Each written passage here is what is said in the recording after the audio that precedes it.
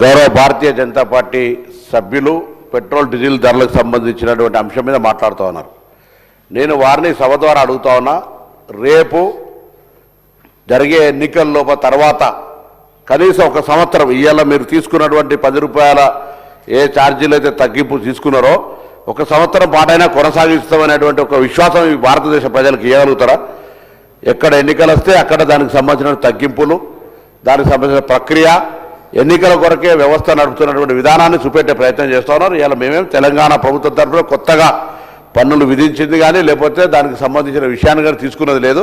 నేను గౌరవ సభ్యుని ఒకటే, ఈరోజు మీరు చూస్తూ ఉన్నారు మనం ఏ విధంగా డాలర్కు సంబంధించిన లేకపోతే పెట్రోల్కి సంబంధించిన లేకపోతే జిఎస్టీకి సంబంధించిన అంశాలు ఏ విధంగా రాష్ట్రాల మీద ఆర్థికంగా ప్రభావం చూపెడుతున్నాయి మీరు చూసినారు.